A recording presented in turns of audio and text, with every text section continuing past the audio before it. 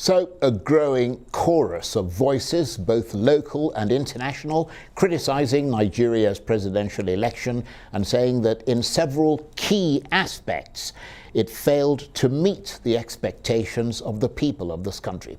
There's been criticism of the way the Electoral Commission, INEC, failed to deal with charges of electoral fraud, even after credible allegations were made about so many irregularities. Many international observers, including most recently the US ambassador to Nigeria, Mary Leonard, as well as the main opposition parties, have said that the ballot did not live up to the aspirations of Nigerians for democracy.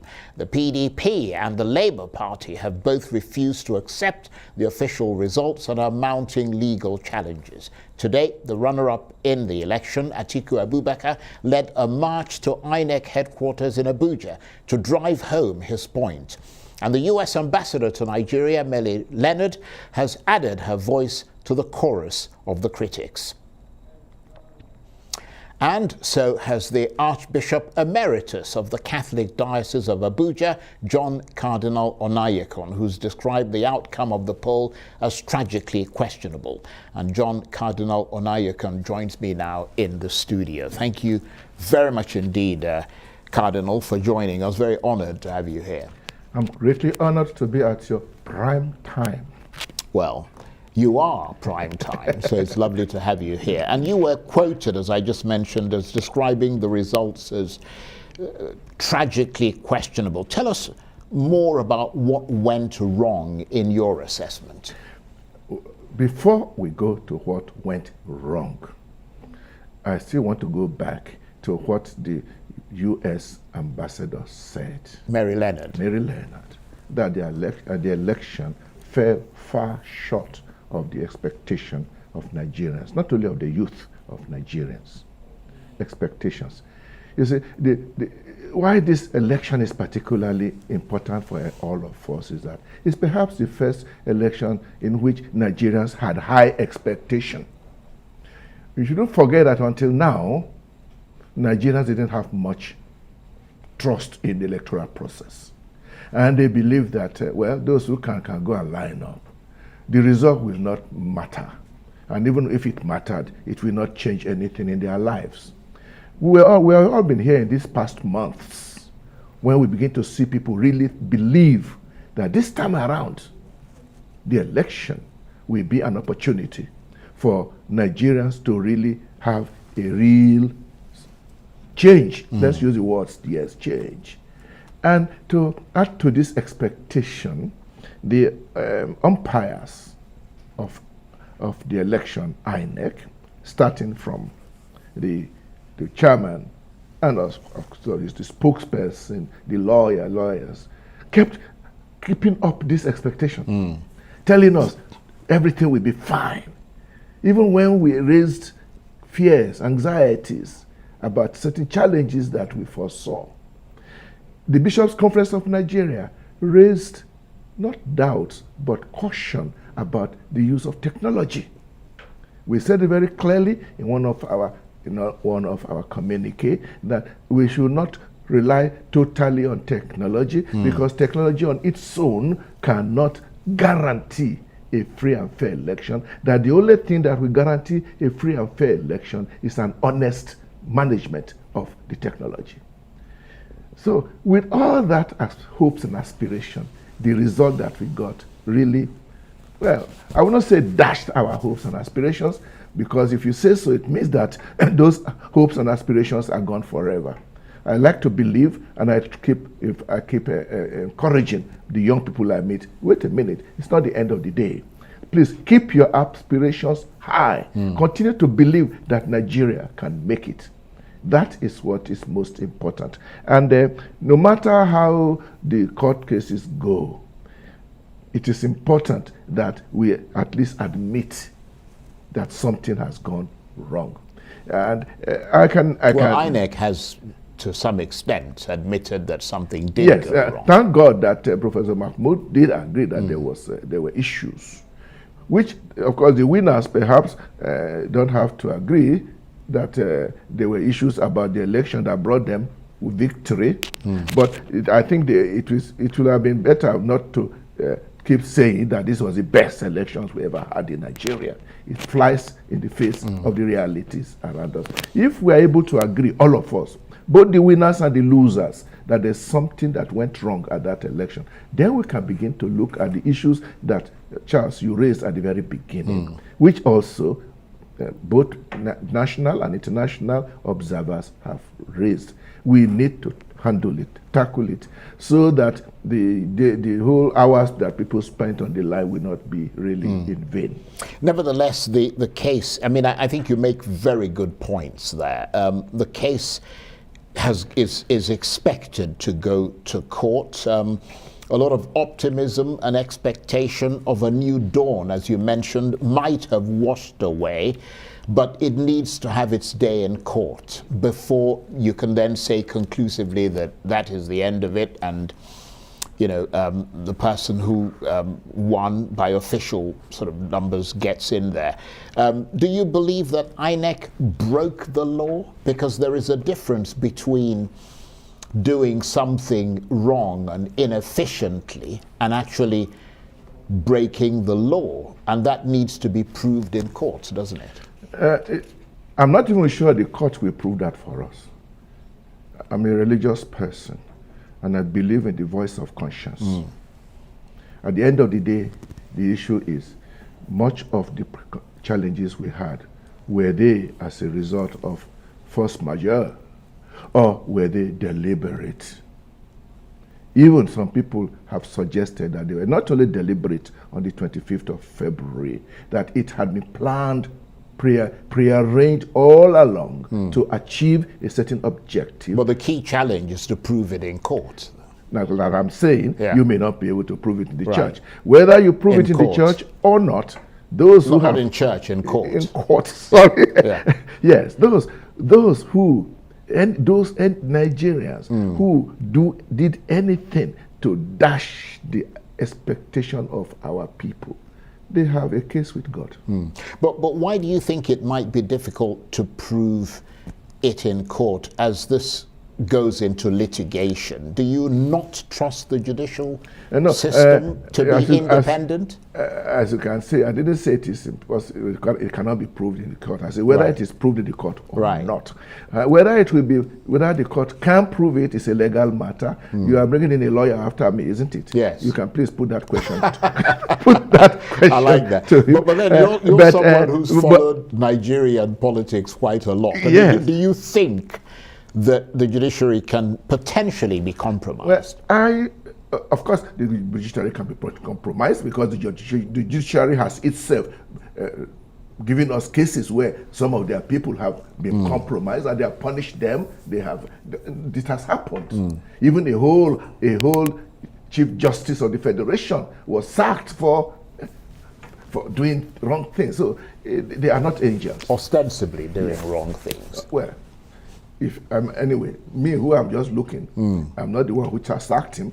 The government sacked him, and he didn't say that he has been maligned. Anyway, I'm just saying. Well, he did actually, but that's fine. Go on. The way things are, we still have to put our trust in the Supreme Court. Yes, I agree with you. And here I quite agree with Peter Obi, who said that very clearly, that he had confidence in the courts. And he based it on his own personal experience, that he's had cases that went to court, and eventually, because he believed he was right, that the court actually gave him his rights. So he is full of confidence that the court will also justly look at his grievances and give him his right. I think it was a good message for Nigeria, especially for many who had who had no interest, who didn't believe in the court. They had lost faith, basically. You know this cynical proverb that a thief steals from you and tell you, meet me in the court. It knows because his brother is the judge. Now, with this cynical proverb has been going on, and I believe we should not allow it to actually become more than just a flippant proverb. We must a nation cannot lose confidence in its judiciary. We cannot. Yeah, that's the a good time point. when we reach there, it means there's no more country. We like to believe too that there are enough honorable gentlemen and ladies in that hallowed court that will look at things, and they will look at it and deliver their judgment in clear legal terms that anybody who wants to listen to what am I say, concrete facts and figures will be able to see, okay, this is what we are looking for. We want a closure on this matter. And I'm sure after the Supreme Court has finished its judgment, that will be the end of the electoral process. So even people who are angry now, it is part of the electoral process. The election of 25th of February was just the high point, but we know the election is not over until it is over. But of course, as far as you're concerned, even if that electoral process is exhausted through the judiciary, yes, there are moral consequences for this. Oh yes. The first moral consequence, of course, is what I have said. Those who have betrayed their own conscience in this process, thereby turning the nation into chaos. They have, first of all, consequences on their own conscience. But more seriously, and this is not something I'm an expert at, but I do believe that a nation that decides to hobble along on elections that are not properly done cannot expect to move well. There will be prices to pay. And unfortunately, those who will pay the prices are the people of Nigeria, starting with the poorest people, not with people like me. I would generally, no matter how they badly rule Nigeria, at the state of it, I will eat every day. But there are people for whom it's a matter of life and death. And we will keep track of how things are going. Talking of courts, I hope that among other things which we should review about our electoral process, this court, I do know that there are countries not too far from us where they have a specific court for these electoral cases. And that court adjudicates over electoral grievances and concludes everything before anybody is sworn in. In our own situation, Obi and Atiku can be in court for the next 3 years. Absolutely. It could go well past the... I thought they used to say, when your lawyer comes, please ask him what it means. They used to say that justice delayed is justice denied. Yeah. I'm getting worried about your chain rubbing on your microphone. I'm trying to keep it in check. Yeah. So I'm thinking that this gives us an opportunity to look again at that whole arrangement whereby you have a serious complaint about election. The court takes its time and they must take their time to judge it. And meanwhile, the person declared a winner continues as a leader, a ruler, until maybe after a year or two. We have seen it done with regard to governors, which are more or less in this regard. Well, it took Obi 3 years to but before then, somebody else was ruling. Yeah. Somebody else was ruling. Those 3 years, were they legal years, legitimate years, morally? These are issues that we must raise. But I do believe that Nigeria, as a giant of Africa, you can still borrow a little from the smaller countries, and we can rearrange our situation such that electoral grievances should be settled and done within a time that it will be gone, finished and done by the time you are swearing in somebody. You swear in someone who is now President of the Federal Republic of Nigeria, Commander-in-Chief, and he should be appearing in court over a allegation. It's not, to say the least, it is not neat. That's a good point. And do you mind if I ask who you voted for and why you chose that candidate? Because it doesn't sound like you voted for Bola Tinubu then. I don't want to repeat what I presume the mistake of my president, who voted and said, look at whom I voted for. Well, it's after the fact now. So. I will your viewers and so on, probably from the way we are our conversation is going, they probably arrive at the conclusion you have arrived, that I didn't vote for the declared winner.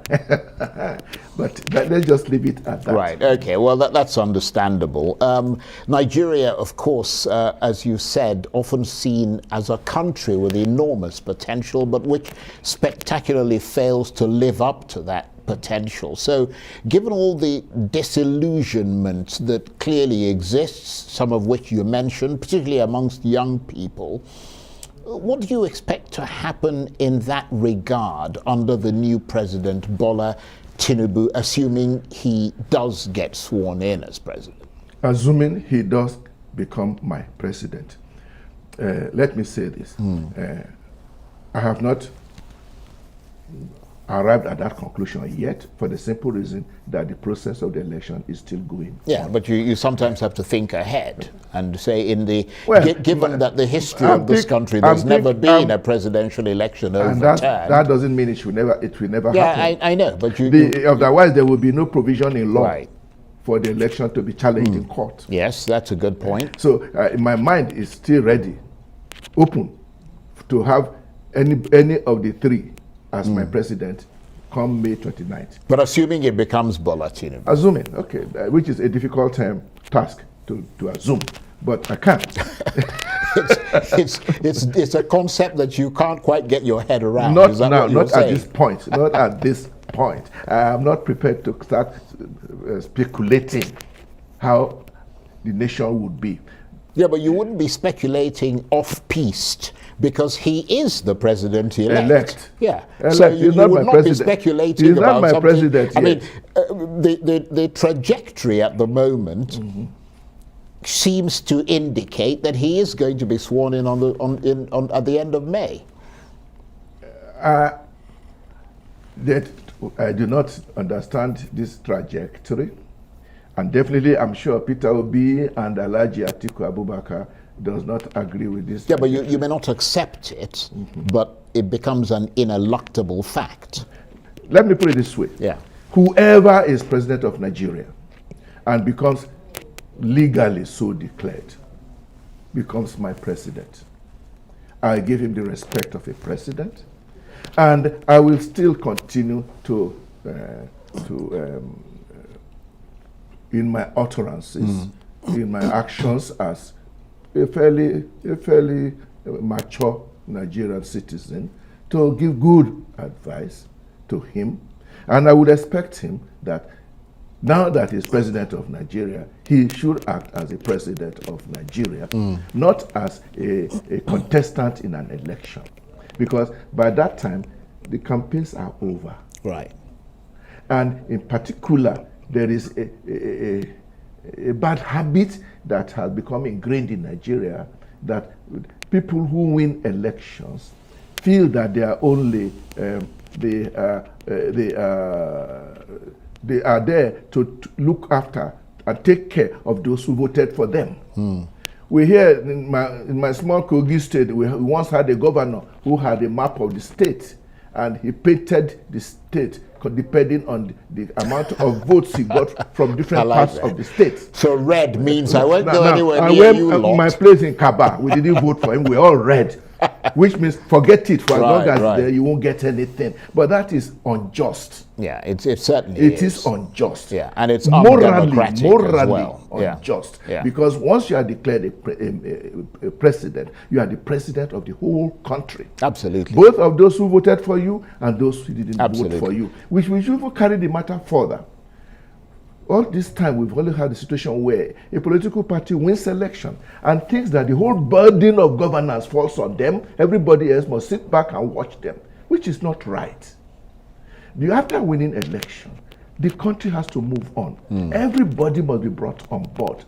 I'm not saying that you should make the leader of the opposition your minister of foreign affairs. No, but at least there must be leeway to run the country in such a way that all forces are brought on board. And that means that we do not discriminate against people who didn't vote for you. We do not reject good ideas because of where they are coming from. I don't know whether Bola Ahmed Tinubu would agree with me on these suggestions that I'm giving free of charge. But if that happens, I think it will make a lot of difference.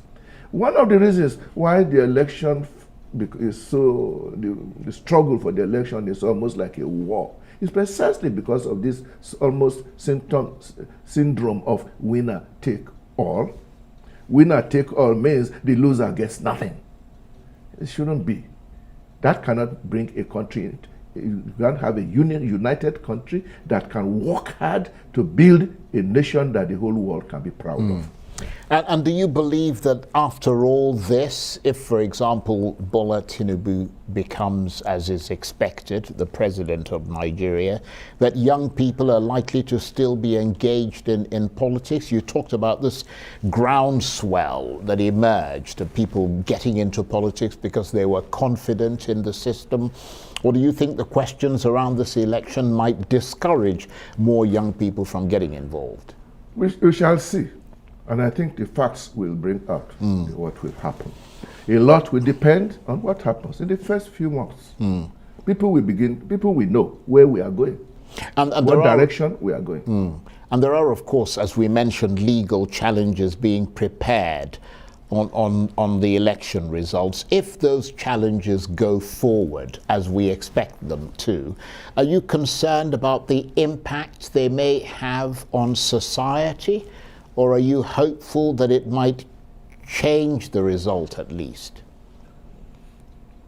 The only change in the result that anybody is looking forward to now is a cancellation of the announcement made by Mahmoud. If the change in result simply means fiddling with figures, but the final outcome stays the same, then there is still no change. So and since that is still a possibility that is before us, I'm one of those who do not want to perish that possibility until it has been excluded. This probably is a time for me to also make an important point that has been in my mind all along. Maybe speaking from point of view of somebody whose main area is religion.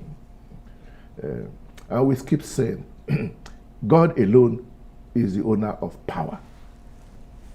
However, Almighty God doesn't come down to rule human beings. So human beings have a share in the power to rule human beings. If we agree basically that all power belongs to God, then whoever holds power in this world knows that he is holding it more or less. He must use power which belongs to God the way God wants, namely use it well. How do human beings determine who rules them? We must not forget that there are many ways, many arrangements that humanity has devised over the centuries. People may not realize that, historically, the most common arrangement for rulership has always been monarchy, which is ruling by the accident of birth, hereditary. And it has worked for so long. But it worked for so long because the people accepted it. So there's a kind of inbuilt ethos of democracy in it. People accept that whomever is the son of the king will be the king. Normally, along with that is inbuilt some kind of religious idea that it's God that has put him there. That is one way. But we also know that there have been people have ruled others by force. We call them the dictators. You rule because you are powerful. And the most powerful person decides to be, I'm your ruler. If you don't want it, it's too bad. And we went through it in Nigeria for more than 30 years. Even though we may not want to admit it, many people wouldn't want me to talk that way. Right. The whole period of the military rule is that somebody happens to be in the right place with the right gun at the right time, and he shoots his way through, and he becomes president. And if he fails, he will be lined up and gunned down. But if he's lucky and he succeeds, he becomes president. And we all accept him. We have always accepted them. So much so that at the end, they even have the title of Grand Commander of the Federal Republic. So that's another way. We also have ruler by a group of elite. Briefly, because we're almost out of time. Oligocracy. Before we come talking about democracy. Of course, nowadays, in the world of today, democracy has become the most preferred way of rulership. It is the best way, we are told, even though it's not a perfect way. Right. And there's no perfect democracy anywhere. And it's particularly difficult. But the whole idea, it is that the people choose who will rule them. That means anybody can emerge as ruler. The son of nobody can become the king of everybody. That is the whole beauty of right. Okay. But when that being the case, it means me as a religious leader, I can accept any ruler provided he respects God and behaves well to the people. And is chosen by the people. If it's democracy, he must be chosen by the people. Well, it is democracy in Nigeria. But if we claim to be doing democracy, he should be chosen by the people. Right. Okay. Yeah. And once he is chosen by the people, he is our ruler. Right. And we are obliged to allow him to rule. That doesn't mean we have lost all our rights. So sure. No, I understand that. He is still obliged to follow a minimum of good behavior and good. On that note, I want to thank you very much indeed, John Cardinal Onaiyekan, Archbishop Emeritus of the Catholic Diocese of Abuja. It's always brilliant talking with you. Thank you. I just want to tell our viewers it is important, capitally important, that we have a beautiful nation, and everybody must join hands to make sure that we keep it peaceful. Absolutely. Thank you very much. Otherwise, absolutely. Thank you.